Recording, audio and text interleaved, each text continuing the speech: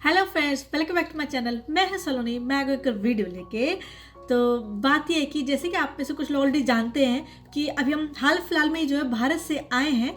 तो जो भी हमारा इंटरनेशनल ट्रैवल था उससे रिलेटेड मैंने आपके साथ 2 वीडियो शेयर की थी कि ऑस्ट्रेलिया से भारत कैसे जाते हैं, उसका क्या प्रोसेस है, मतलब क्या क्या स्टेप्स रहते हैं पूरे, और साथ ही में भारत से ऑस्ट्रेलिया कैसे आते हैं उससे रिलेटेड भी मैंने वीडियो शेयर की थी। उसके बाद आप में से काफ़ी लोगों ने जब बहुत सारे क्वेश्चंस पूछे हैं इंटरनेशनल जर्नी से रिलेटेड, तो मैंने सोचा कि क्यों ना इन सब क्वेश्चंस को इंक्लूड करके मैं एक वीडियो बना लेती हूँ। तो हो सकता है कि आप में से कुछ लोगों को इस वीडियो से हेल्प हो जाए।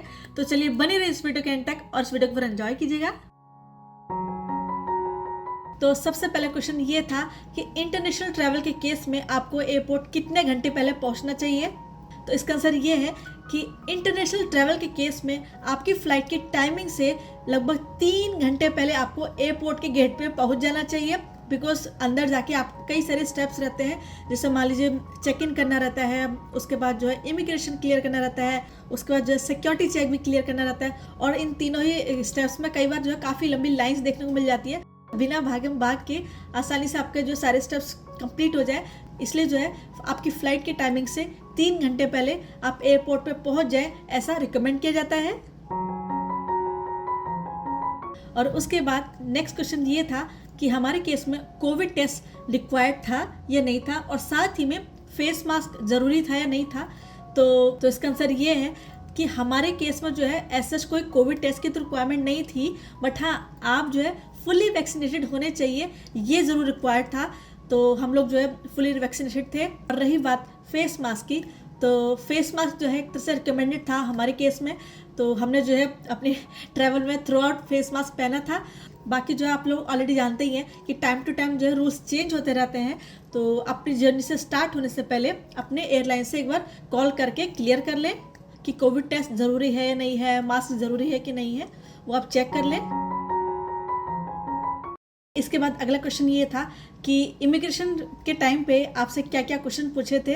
तो सबसे पहले तो जब हम भारत में ही चेक इन करने के बाद अपने इमिग्रेशन काउंटर पे पहुंचे, तो हमने जो इमिग्रेशन ऑफिसर थे उनके हाथ में अपने ट्रैवल डॉक्यूमेंट्स दे दिए थे, मतलब पासपोर्ट, वीज़ा और जो है बोर्डिंग पास मतलब टिकट, वो हमने उनको दे दिया था। तो उसको वेरीफाई कर रहे थे। और इसके साथ में जो है उन्होंने हमसे क्वेश्चन पूछा था कि आपके पास कौन सा वीज़ा है, आप किस वीज़ा पे ऑस्ट्रेलिया जा रहे हैं। तो हमने उनको बता दिया था कि हम लोग जो ऑस्ट्रेलिया के परमानेंट रेजिडेंट है, तो वो हमने उनको अपने वीज़ा के बारे में बता दिया था। और ये तो रही भारत की कहानी। और जब हम भारत से ऑस्ट्रेलिया आ गए थे, तो ऑस्ट्रेलिया में इमिग्रेशन के टाइम पे जो इमिग्रेशन ऑफिसर थे उन्होंने हमसे क्वेश्चन पूछा कि आपने जो है लास्ट 7 डेज़ में कहीं और ट्रैवल तो नहीं किया, मतलब लास्ट 7 डेज़ में आप किसी और कंट्री में तो नहीं गए भारत के अलावा। तो हमने बोला नहीं, हम तो भारत में थे। तो हमने उनको आंसर दे दिया था। तो बस यही क्वेश्चन पूछे थे, कुछ और ज़्यादा क्वेश्चन तो नहीं पूछे थे। बट हाँ, ज़रूरी नहीं है कि जो क्वेश्चंस हमसे पूछे सेम वही क्वेश्चंस आपसे पूछे। हो सकता है कि आपसे कुछ और क्वेश्चन पूछ सकते हैं। तो जैसे हमारे केस में तो हम लोग पहले भी इंडिया से ऑस्ट्रेलिया आए हुए हैं, और मान लीजिए अगर कोई पहली बार ट्रैवल कर रहा है, मतलब भारत से ऑस्ट्रेलिया पहली बार आ रहा है, तो हो सकता है कि उनसे और ज़्यादा क्वेश्चन पूछें। बिकॉज वो पहली बार आ रहे हैं तो उनसे हो सकता है पूछेंगे कि भाई आप ऑस्ट्रेलिया क्यों आ रहे हैं, आपका क्या पर्पज़ है, आप कहाँ स्टे करेंगे, या फिर और भी क्वेश्चन पूछ सकते हैं। उनके पास जो है पूरे बॉर्डर सिक्योरिटी की जिम्मेदारी होती है इमिग्रेशन ऑफिसर पर, तो वो उनका फुल राइट है, वो आपसे कुछ भी पूछ सकते हैं। तो आप जो है प्रिपेयर रहिएगा। और अगला क्वेश्चन ये था कि आपको इंग्लिश आनी ज़रूरी है क्या, या फिर मान लीजिए अगर किसी को इंग्लिश नहीं आती तो क्या वो भारत से ऑस्ट्रेलिया आ सकता है कि नहीं आ सकता है। तो इसका आंसर ये है कि ऑस्ट्रेलिया एक इंग्लिश स्पीकिंग कंट्री है, तो इंग्लिश आना तो लगभग ज़रूरी ही है। बट हाँ, अगर मान लीजिए अगर आप किसी ग्रुप के साथ ट्रैवल कर रहे हैं, जैसे आप अपने परिवार दोस्तों के साथ ट्रैवल कर रहे हैं और उनमें से अगर किसी को इंग्लिश आती है तो आप ट्रैवल कर सकते हैं। और इमिग्रेशन के टाइम पे भी अगर कोई क्वेश्चन आपसे पूछे जाएंगे तो जो पर्सन आपके साथ ट्रैवल कर रहे हैं वो आपके क्वेश्चंस में हेल्प कर देंगे। और इसके बाद जो अगला क्वेश्चन था वो ये था कि भारत से ऑस्ट्रेलिया आने में टोटल कितने घंटे लगते हैं, कितना लंबा सफ़र रहता है। तो भारत से ऑस्ट्रेलिया आने में जो समय है वो डिपेंड करेगा 2 चीज़ों पर, कि पहला आपका कि लेओवर की जो लोकेशन है वो क्या है, नंबर 2 लेओवर की जो ड्यूरेशन है वो कितनी है। तो जैसे हम लोग जो है भारत से जब ऑस्ट्रेलिया आए थे तो हम वाया सिंगापुर आए थे। तो पहले हमारी जो फ़्लाइट थी वो भारत से सिंगापुर गई थी, उसके बाद जो है 3 घंटे का लेओवर था वहाँ पर, उसके बाद जो है सिंगापुर से हम पर्थ आ गए थे। तो हमारा जो फ्लाइंग टाइम था लेओवर को छोड़ के वो लगभग 11 घंटे था। तो 11 घंटे जो हम लोग फ्लाइट में ही ट्रैवल किए थे, और उसके अलावा जो लेओवर का जो टाइम था वो भी आप उसमें ऐड कर लीजिए। तो जैसे हमारे केस में 3 घंटे लगे थे, तो 11 घंटे प्लस 3 घंटे तो लगभग 14 घंटे हमको भारत से ऑस्ट्रेलिया आने में लगे। और इसके अलावा आप में से काफ़ी लोगों ने पूछा था कि मैम आप जो है भारत से सिंगापुर आए हैं, अब सीधे भारत से ऑस्ट्रेलिया क्यों नहीं आ गए हैं, मतलब कोई डायरेक्ट फ्लाइट नहीं होती है क्या भारत से ऑस्ट्रेलिया की। तो जैसे कि हम लोग पर्थ में रहते हैं, तो हम लोग जो है दिल्ली से पर्थ आए थे वाया सिंगापुर। तो एज सच कोई जो है दिल्ली से पर्थ के लिए कोई डायरेक्ट फ्लाइट तो नहीं है, बट हाँ दिल्ली से मेलबर्न की, सिडनी की उस साइड तो फ्लाइट जाती हैं डायरेक्ट, बट कोई दिल्ली से सीधे पर्थ के लिए कोई ऐसी फ्लाइट नहीं है। इसलिए हम लोग जो है वाया सिंगापुर ऑस्ट्रेलिया आए हैं। और इसके अलावा जो नेक्स्ट क्वेश्चन था वो आप में से काफ़ी लोगों ने पूछा कि मैम भारत से ऑस्ट्रेलिया आने का जो फेयर है वो कितना है, मतलब भारत से ऑस्ट्रेलिया आने का जो खर्चा है वो कितना होता है, कितने की फ़्लाइट होती है, तो वो भी बताइएगा। तो भारत से ऑस्ट्रेलिया का जो किराया है वो काफ़ी फैक्टर्स पर निर्भर करता है। जैसे आप कौन सी फ्लाइट से ट्रैवल कर रहे हैं, जैसे आप सिंगापुर से ट्रैवल कर रहे हैं या फिर इमिरेट से ट्रैवल कर रहे हैं या फिर एयर इंडिया से ट्रैवल कर रहे हैं। और उसके अलावा सेकंड फैक्टर रहता है क्लास ऑफ बुकिंग, मतलब आप इकोनॉमी में ट्रैवल कर रहे हैं या फिर बिजनेस क्लास में ट्रैवल कर रहे हैं। और इसके अलावा और भी फैक्टर रहता है जैसे टाइम ऑफ बुकिंग, कि आप किस टाइम पे बुक कर रहे हैं। मान लीजिए अगर आपको ट्रैवल करना है और आपसे 2-3 दिन पहले ही बुक करें तो जाहिर सी बात है उसका किराया काफ़ी महंगा रहेगा। और मान लीजिए अगर आप 3-4 महीने पहले बुक कर देंगे अपने ट्रैवल से तो उसका किराया फिर कम रहेगा। तो सामान्यतः अगर आपने समय रहते हुए अपना पहले से टिकट बुक कर लिया है तो उस केस में जो है 40 से 50 हज़ार के बीच में आपका आने जाने का ट्रैवल हो जाएगा। बाकी अब रेंज तो आप जानते हैं फ्लाइट की कितनी वेरी करती है, होने को चाहे 30,000 रुपये में मिल जाएगा और ना होने को कई बार जो है 1 लाख में भी टिकट नहीं मिलता है। तो कई बार जो है सिचुएशन के ऊपर भी फ्लाइट का किराया डिपेंड करता है। इसके अलावा आप में से कुछ लोगों ने ये भी पूछा था कि मैम आपकी जो है टिकट 2 लगी थी या 3 लगी थी, बिकॉज हमारे साथ जो हमारी 2.5 साल की बेटी भी हमारे साथ गई थी तो उसका टिकट लगा था कि नहीं लगा था। तो इसका आंसर ये है कि अगर किसी बच्चे की उम्र 2 साल से कम है तो उसका कोई किराया नहीं लगता है, बट अगर 2 साल से ज़्यादा है तो फिर उसका जो है लगभग अडल्ट के बराबर ही किराया लगता है। तो हमारे केस में चूंकि हमारी बेटी जो है 2.5 साल की थी तो यस उसका भी जो है किराया लगा था और बच्चे को जो है प्रॉपर एक सीट भी अवेलेबल होती है। बट अगर आप 2 साल से कम के बच्चे की बात करें तो उस केस में तो आपको बच्चा अपने साथ ही रखना पड़ता है, या फिर कई बार क्या होता है कि एयरलाइंस में कुछ बेसिनेट्स भी अवेलेबल होते हैं तो काफ़ी लिमिटेड रहते हैं, आपको चेक करना पड़ता है पहले से।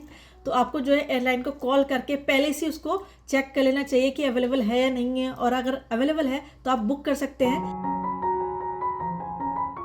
और इसके अलावा जो अगला क्वेश्चन था वो लॉन्च से रिलेटेड था, क्योंकि हमारे केस में हम लोग वाया सिंगापुर आए थे और तो सिंगापुर में जो हम लोगों ने लॉन्च को एक्सेस किया था तो आप में से कुछ लोगों ने कमेंट किया था कि मैम आपने इकोनॉमी में ट्रैवल किया है तो आपको जो है लॉन्च का कितना पे करना पड़ा। तो इसका आंसर ये है, अगर आप इकोनॉमी क्लास में ट्रैवल कर रहे हैं और आप लॉन्च को एक्सेस करना चाहते हैं तो उस केस में आप 3 तरीके से लॉन्च को एक्सेस कर सकते हैं। नंबर 1, आप डायरेक्टली लॉन्च में जाके पे कर सकते हैं। तो हर लॉन्च का जो चार्ज है वो अलग अलग वेरी करता है, लगभग 50 से आप $100 मान के चलिएगा तो आप पे करके लॉन्च को एक्सेस कर सकते हैं।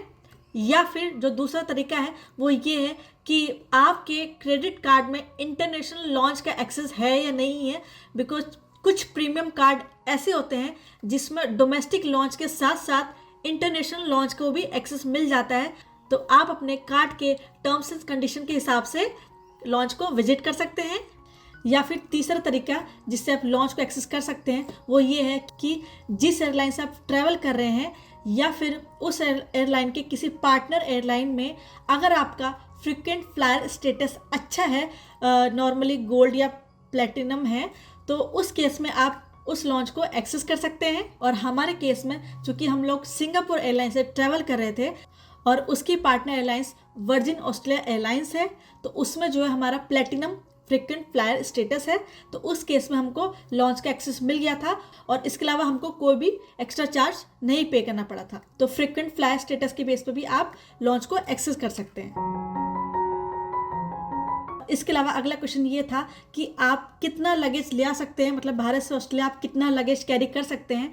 तो लगेज लिमिट जो है एयरलाइंस टू एयरलाइन वेरी करता है। और साथ ही में इसके अलावा आप कौन सी क्लास से ट्रैवल कर रहे हैं, मतलब इकोनॉमी से ट्रैवल कर रहे हैं या फिर बिजनेस क्लास से ट्रैवल कर रहे हैं, उस पर निर्भर रहता है। चूंकि हम लोग इकोनॉमिक क्लास में आए थे तो सामान्यतः 25 से 30 किलो का लगेज आपको अलाउड होता है चेक इन में। और इसके अलावा 7 kg आप अपने साथ कैबिन में ले आ सकते हैं, कैरी ऑन कर सकते हैं। बाकी जब आप अपना टिकट बुक करेंगे तो उस टाइम पे आप देख सकते हैं कि उस एयरलाइन में उसकी लगेज लिमिट क्या है, वो आप उसको चेक कर सकते हैं और उसके बेस पे अपना लगेज कैरी कर सकते हैं। इसके बाद नेक्स्ट क्वेश्चन ये था कि अगर कोई रेगुलर मेडिसिन ले रहा है तो क्या वो अपनी मेडिसिन साथ में ला सकता है, एंड उसके साथ प्रिस्क्रिप्शन चाहिए कि नहीं चाहिए। अगर आप रेगुलर कोई मेडिसिन खा रहे हैं तो उस केस में तो आप अपना मेडिकल रिकॉर्ड जो अपने साथ ही लेके चलिए, साथ ही में जो दवाइयों की जो प्रिस्क्रिप्शन है उसको भी साथ लेके चलिए, और इसके अलावा जो पक्की रसीद है वो भी लेके चलिए, ताकि अगर कस्टमर आपसे कोई पूछे तो आप उसको जो है आंसर कर सकते हैं। सो अगर आपके पास मेडिकल रिकॉर्ड रहता है तो उसका ये भी फायदा रहता है कि मान लीजिए अगर आप लंबे समय के लिए आ रहे हैं और आपकी मेडिसिन ख़त्म हो जाए तो आप यहाँ पर जो है डॉक्टर को कंसल्ट करके आप दवाई ले सकते हैं। तो जैसे अगर मैं अपने केस में बात करूं तो जब मेरी मम्मी ऑस्ट्रेलिया आई थी तो चूंकि वो बीपी की मेडिसिन लेती थी, मतलब ब्लड प्रेशर की मेडिसिन लेती थी, तो उनकी दवाई जो है एक टाइम के बाद ख़त्म हो गई थी। तो फिर यहाँ पे जो है हमने डॉक्टर को दिखा के फिर डॉक्टर ने उनको उस दवाई का इक्विवेलेंट दे दिया था। तो काफ़ी हेल्प हुई थी मेडिकल रिकॉर्ड रखने से। इसके अलावा जो अगला क्वेश्चन था वो ये था कि मैम क्या हम नमकीन बिस्किट या फिर पैकेज्ड जो स्नैक्स ला सकते हैं क्या। तो देखिए, लाने को तो आप ला सकते हैं, बट वो बॉर्डर क्रॉस करेगा या नहीं करेगा वो सब पूरा कस्टम के ऊपर निर्भर करता है। इसलिए सजेस्ट किया जाता है कि आप जो भी सामान ला रहे हैं वो प्लीज़ डिक्लेरेशन फॉर्म में उसको डिक्लेयर ज़रूर करें। इसलिए मेरी आपसे रिक्वेस्ट है कि आप जब भी कोई सामान लाएं प्लीज़ उसको जो है अपने डिक्लेरेशन फॉर्म में ज़रूर डिक्लेयर करें कि आप क्या क्या सामान लेके आ रहे हैं। कोई भी चीज़ छुपाए ना, क्योंकि जो कस्टम ऑफिसर रहते हैं वो रैंडमली कुछ भी चेक कर लेते हैं, किसी भी बैग को खुलवा सकते हैं। इसलिए बेटर है कि आप उस फॉर्म को ऑनेस्टली फिल करें, अदरवाइज जो है काफ़ी बड़ा ऑफेंस माना जाता है और पेनल्टीज भी लगने के चांसेस रहते हैं और कई बार तो जेल जाने के भी चांसेस हो जाते हैं। बट अगर मैं नॉर्मली नमकीन बिस्किट की बात करूं तो मुझे तो अभी आज तक कोई ऐसे परेशानी नहीं हुई है, कोई भी दिक्कत नहीं हुई है, वो लाने दिया गया है। तो ये थे भारत से ऑस्ट्रेलिया के इंटरनेशनल ट्रैवल से रिलेटेड आपके क्वेश्चंस के आंसर। होपफुली मैंने अच्छे से रिप्लाई किया हो। तो चलिए मैं अपनी वीडियो को यही एंड करती हूँ। आई होप आपको वीडियो पसंद आई होगी। यदि पसंद आए तो इस वीडियो को जरूर लाइक कीजिएगा और कमेंट करके बताइए कि आपकी वीडियो कैसी लगी। यदि आप मेरे चैनल पर नहीं है तो प्लीज़ मेरे चैनल को सब्सक्राइब करना ना भूले। मिलते हैं आपसे नेक्स्ट वीडियो में, तब तक के लिए बाय बाय।